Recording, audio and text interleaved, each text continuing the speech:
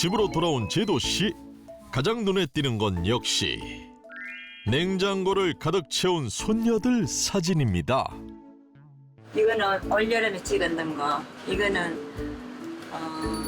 이건 작년에 찍었는 거. 키우느라 고생한 건 새카맣게 잊어버린 지 오래.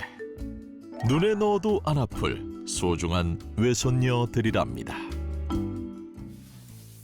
추운 날씨에 산행을 다녀온 제도 씨. 수족 냉증 극복은 물론 당뇨 개선을 위해 꼭 챙기는 것이 있다는데요. 뭐 하시는 거예요? 아, 이거요? 제가 추운데 운동하고 와가지고 몸을 좀 따뜻하게 데우려고 지금 뭐 데우고 있어요. 아, 느낌이 옵니다. 제가 항상 꾸준하게 챙겨 먹는 흑염소 진액. 당뇨에도 좋아요. 혈액순환도 해주니까 물론 당뇨에도 좋다고. 먹고 난 뒤에 체온도 좀 올라가고 면역력도 많이 올라가서 겨울에 특히 감기도 덜 걸리고 좋더라고요. 한의서에도 이제 기록이 되어 있는데요. 흑염소 진액은 이제 체내 인슐린 기능을 높여서 혈당 조절에 도움을 주고 기력 보충에도 도움이 됩니다. 곧 쌍둥이 손녀가 하교할 시간. 서둘러 식사 준비를 하는데요. 오늘의 메인 재료는 바로 제철을 맞아 살이 통통하게 오른 홍합입니다. 요새 홍합이 지철이잖아. 다른 거 넣을 필요가 없어요. 홍합 자체에서 시원한 육수가 천년 육수. 당뇨가 있다면 피해야 할 국물 요리. 시원하고 감칠맛이 좋은 홍합탕은 훌륭한 대안입니다. 홍합은요, 지방은 거의 없고 이 열량도 낮아서 단백질은 대신에 많이 들어 있습니다. 특히 아미노산의 일종인 타우린과 베타인이 들어 있는데 이 타우린은 혈중의 콜레스테롤을 낮춰서 이 당뇨와 고혈압 개선에 도움이 될 수가 있습니다. 여기에 향긋한 미나리까지 넣으면 입맛 확실히 돋궈주는데요. 미나리엔 식이섬유가 풍부해 혈당 상승 억제에 도움이 된답니다. 어머, 비주얼도 너무 좋네요. 이야, 얼마나 맛있을까요? 밥을 데워가지고 그런데 밥을 밥솥이 아니라 냉장고에서 꺼냅니다. 아니 이게 무슨 일이죠? 이런 통에다가 담아가지고 냉장고에 넣어놓으면 당이 있는 사람은 혈당을 낮추는데요. 그걸 듣고 계속 지금 이렇게 먹은 지가 몇 년 됐는데. 밥을 얼리게 되면요. 네. 안쪽에 전분이 한번 얼렸다가 녹으면서 배열이 다시 돼요. 아, 그래요? 그러면서 흡수 속도가 좀 느려지니까 당 조절에 좋은 도움이 거네요. 됩니다. 게다가 강황 가루를 넣어 인슐린 저항성 개선에도 도움이 된다는데요. 혈당 걱정 없이 맛있게 먹을 수 있는 제도씨표 건강 밥상입니다. 식사 준비가 끝나갈 때쯤 그래, 야야 왔어. 오늘 춥지? 그지? 배고프지? 오늘 옷 벗고 가방 내리고 오늘 옷 벗고 오늘. 제도씨의 보물 어느새 12살이 된 유하입니다. 외할머니의 사랑과 정성이 듬뿍 들어간 밥상. 그래서인지 반찬 투정도 없이 맛있게 먹는데요. 맛있어. 할머니가 주면 저녁 맛있지. 그렇지. 할미 음식이 최고지, 그지? 응. 할머니 자랑 좀 해주세요. 할미 자랑할 거 없어? 요리를 잘해요. 그리고 또 이거 얼굴이 이뻐요.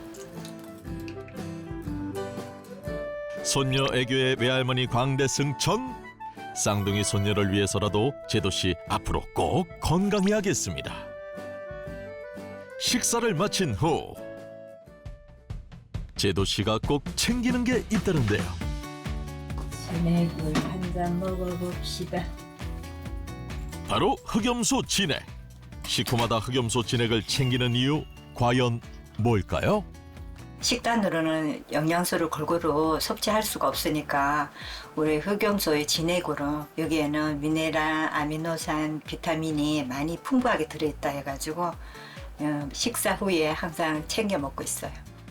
도움을 받으시려면 냉장고에 꺼내서 바로 드시지 말고 따뜻하게 데펴서 드시는 게 더 소화 흡수에 도움이 될 겁니다.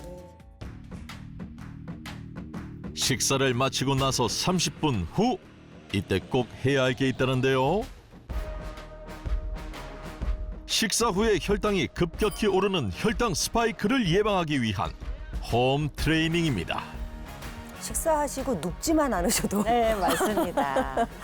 식전이 아니라 식후에 하라 그런 얘기인데요. 이 식사 후에 15분 동안 걷는 게 우리가 식사 전 오전에 45분 걷는 것보다 혈당 개선에 더 효과적이라는 그런 발표도 있었습니다. 평생 해야 하는 혈당과의 싸움. 피할 수 없으니 즐기기로 했답니다. 지금도 투쟁하고 있어요. 당뇨는 정상이란 것이 없거든요. 정상이 와도 내가 또 소홀히 해주면 또 이 친구는 또 올라가니까. 그래서 항상 노력해야 되고. 다음 날 병원을 찾은 제도 씨.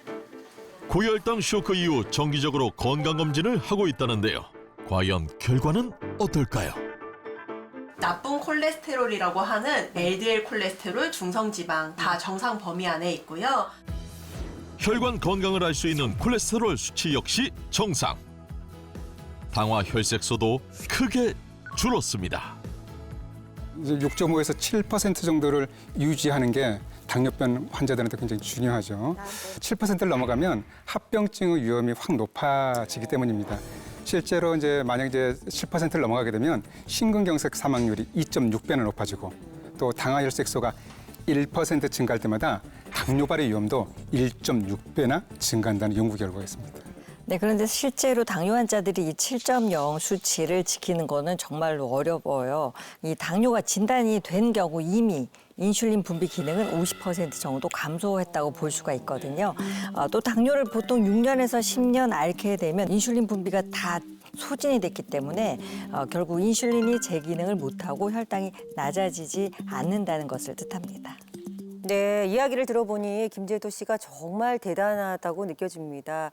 뭐 운동과 식이 조절 또 흑염소 진액 섭취까지 아주 열심히 하신 그런 보람이 있네요. 김제도 씨의 당뇨 완화에 흑염소 진액에 도움을 준 게 맞습니까? 맞습니다. 흑염소에는 체내에서는 생성되지 않는 아라키돈산과 아미노산 이 두 가지 핵심 성분이 있는데요. 이 두 가지 아 성분이 김제도 씨의 당뇨 개선에 도움을 줬을 가능성이 높습니다.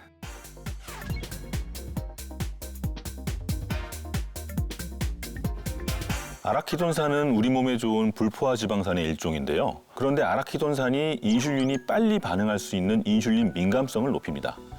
결국엔 혈당 조절에 도움을 주는 건데요. 당뇨병이 있는 동물에게 이 아라키돈산을 먹였더니 혈당 농도가 낮아졌고요. 아라키돈산 공급을 중단한 2주 후에도 혈당 수치가 완만하게 유지가 됐습니다. 또 체내 아라키돈산의 농도가 높을수록 당뇨 발생 위험이 낮아지는 것으로 보고되고 있는데요. 이 혈액 내 아라키돈산 농도가 높은 사람일수록 당뇨 발병 위험이 최대 46% 낮은 것으로 확인되기도 했습니다. 자, 그렇다면 아라키돈산을 흑염소 말고 다른 음식으로 섭취할 수는 없습니까? 아라키돈산은 다른 육류에도 들어있기는 하지만 식품별 아라키돈산 함량을 비교를 해보면 100g당 소고기는 0.7mg, 돼지고기는 1.3, 달걀은 1.77mg이 함유되어 있는 반면에 흑염소에는 무려 3.1mg으로 소고기의 약 4배에 달하는 아라키돈산이 함유되어 있습니다. 네, 이 당뇨는 합병증이 원래 가장 무섭다고 하잖아요. 실제로 당뇨병 환자의 60에서 70%가 심혈관 질환으로 사망한다고 합니다. 그런데 이 흑염소 진액에 풍부한 아라키돈산이 혈관 확장 기능이 있기 때문에 혈액순환을 개선하고 동맥이나 심혈관 기능 개선에도 도움을 준다고 합니다.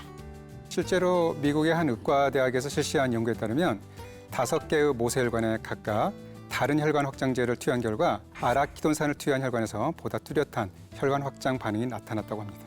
그런데 여기서 중요한 점이 하나 있는데요. 나이가 들면서 혈중 아라키돈산이 감소하는 것으로 알려져 있습니다.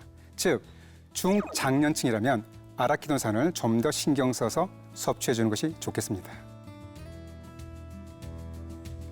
네, 지금 당뇨에 도움이 되는 흑염소의 두 가지 핵심 성분이죠.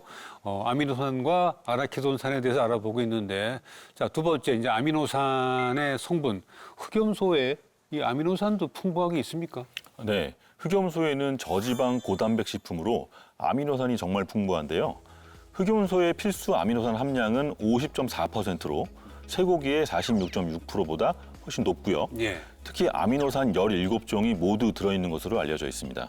네, 특히 우리 김제도 씨에게 흑염소의 아미노산이 도움이 됐을 것 같은데요. 김제도 씨의 경우에는 당뇨를 진단받고 운동을 엄청 열심히 하셨잖아요. 그런데 이 근육 형성에서 가장 중요한 것이 바로 아미노산입니다. 특히 갱년기가 오면요, 여성 호르몬인 이 에스트로겐이 급격히 감소하면 근육량이 감소하게 되고요. 이런 경우에 당뇨염이 더욱 높아지게 되는데요. 이 김제도 씨가 65세 나이에도 불구하고 근육량을 늘릴 수 있었던 것은 바로 이 아미노산이 풍부한 흑염소 진액 섭취가 도움이 됐을 것으로 추정합니다. 근육 때문에 단백질을 이제 섭취하려는 이제 중노년층에 흑염소를 추천한 이유가 또 있습니다. 단백질이 풍부한 육류에 아쉬운 점이 있는데요. 바로 지방이 많다는 것이죠.